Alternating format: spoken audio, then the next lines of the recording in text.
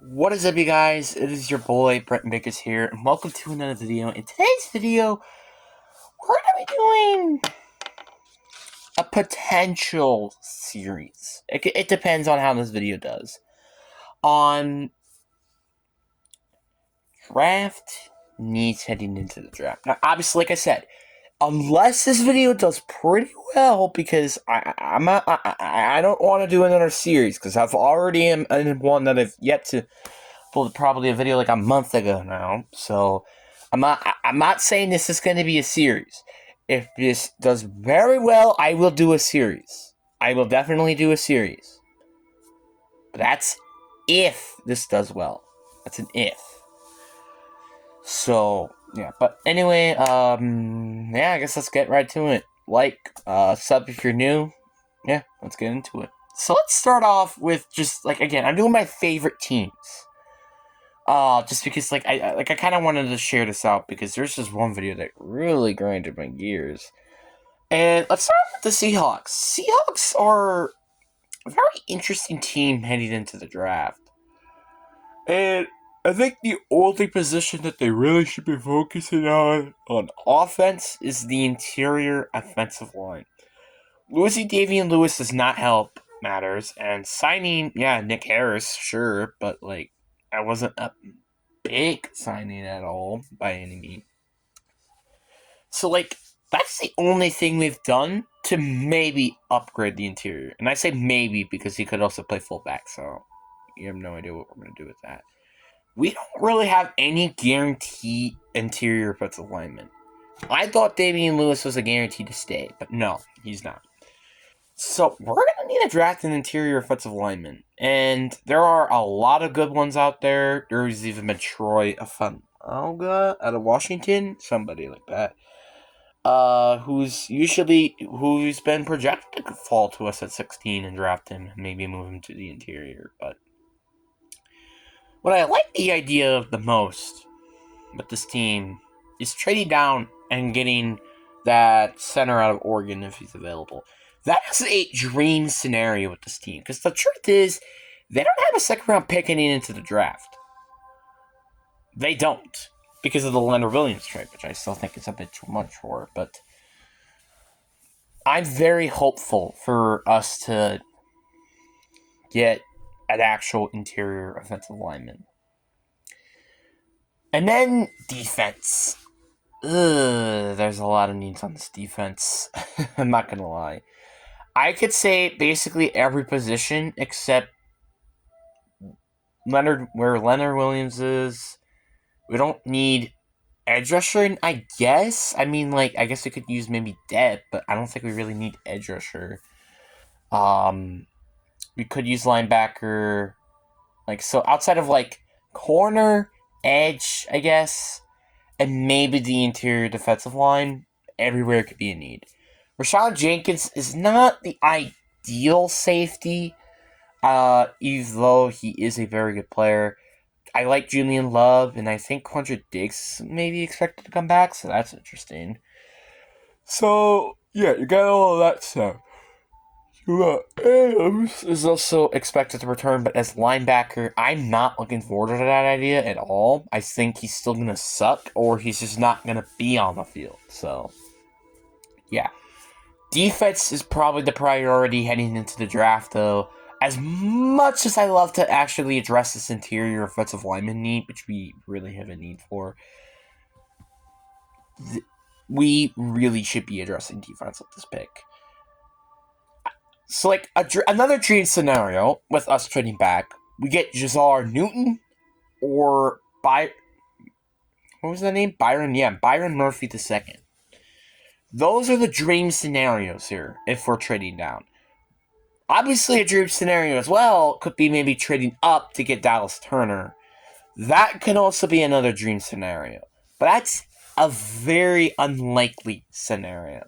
Obviously, I would love to have Dallas Turner. Holy cow, dude. He's the best defensive player in this draft. That's something that we can use. But the problem is these two things. One, edge rusher is not the biggest need on this defense. You could blame it, you could say all you want, but that is not the biggest need.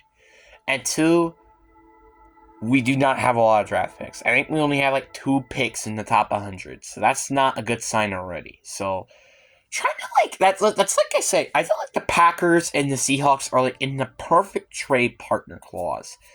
Packers could trade up for getting an amazing player on defense, either corner, which I'm pretty sure they will, or and then they trade their second round pick, and then the Seahawks get obviously the second round pick, the Green Bay second round pick, not the Jets second round pick. So there's that.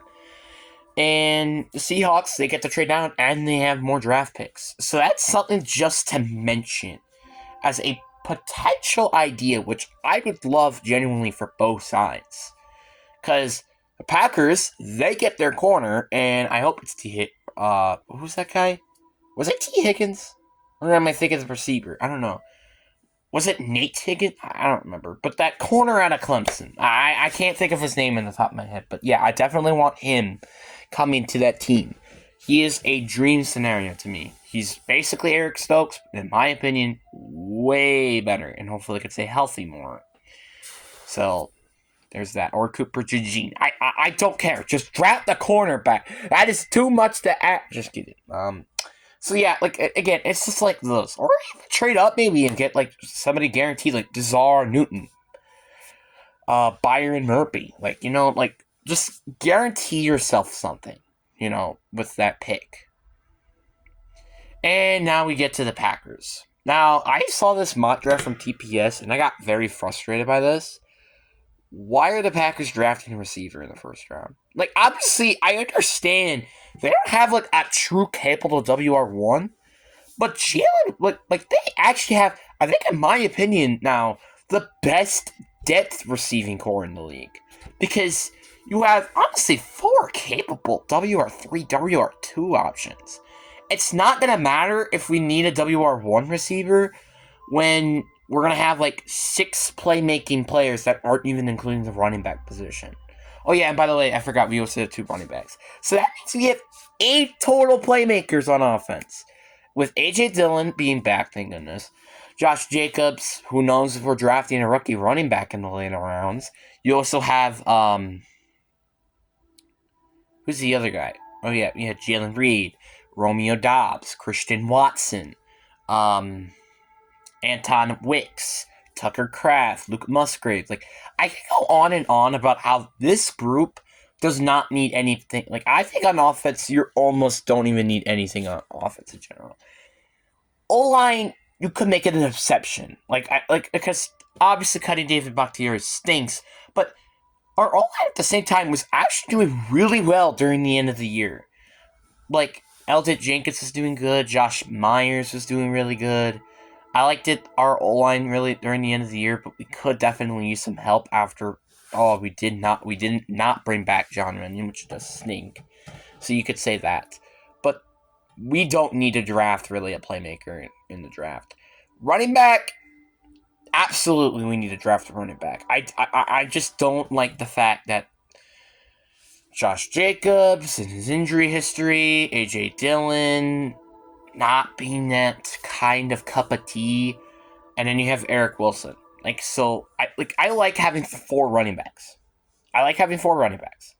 And that was the issue with us during the end of the season as well, actually, was our running backs consistently staying healthy.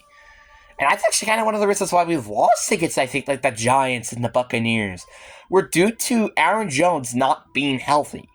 And same thing with A.J. Dillon. We need a running back that can play good in a high level. We need, like, a Khalil Herbert in the day 3.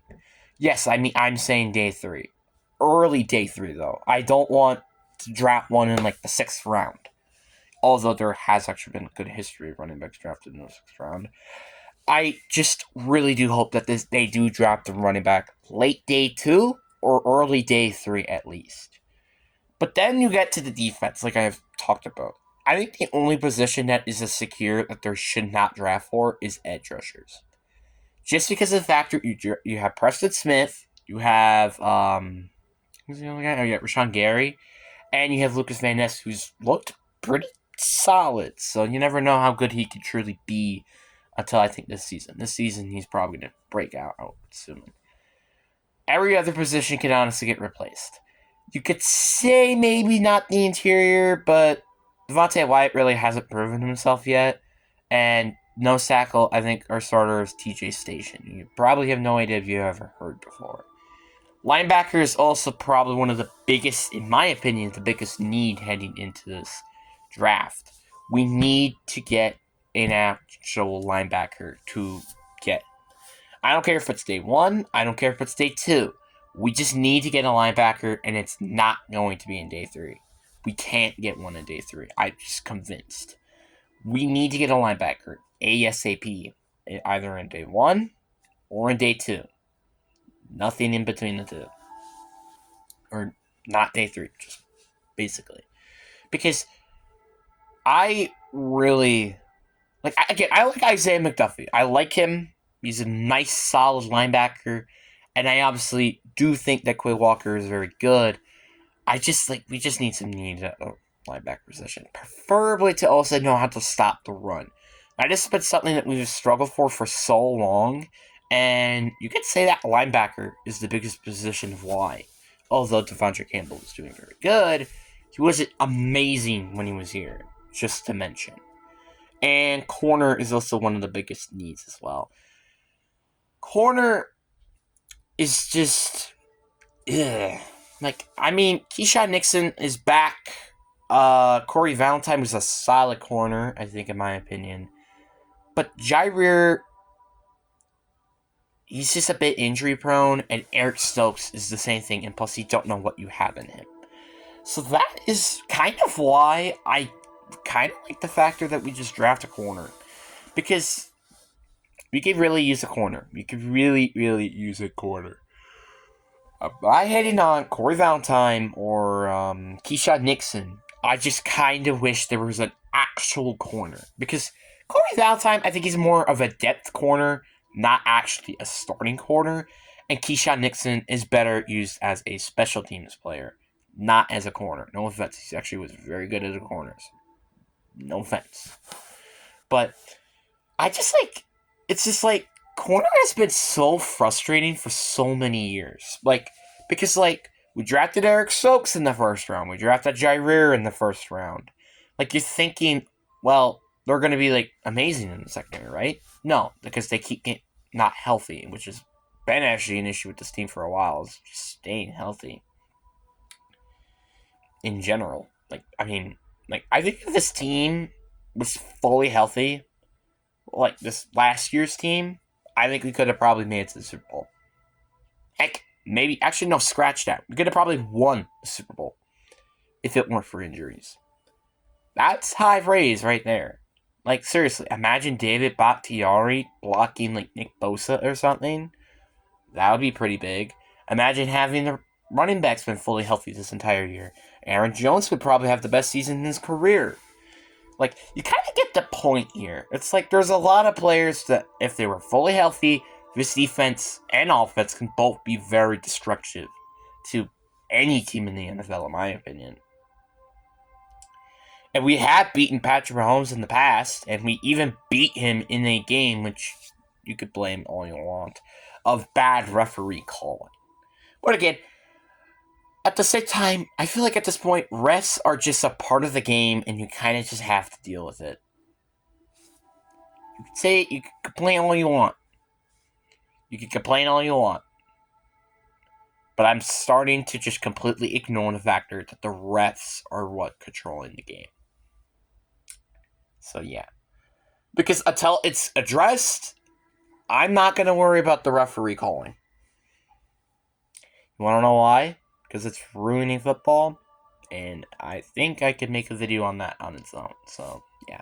And then you have the safety position. I love, let me remind this again, love the Xavier McKenzie signing. But outside of him, there is really no safeties. We don't have Ruby Ford anymore. We didn't bring back Jonathan Owens. And Darvon Savage is not here anymore. So I think our next safety is a day 3 pick of last year. That is an issue. So we have to draft one at least in day 2. And again, and then now you get this complication of oh, wow, we have a lot of positions to focus on. You kind of get the point here. Corner, I think we should be a day 1 pick. what corner could be day 2 with our second round pick, if in this dream scenario we don't have another second round pick. And then we get safety. Then we get linebacker. Then we get running back. You know, you kind of get the point here.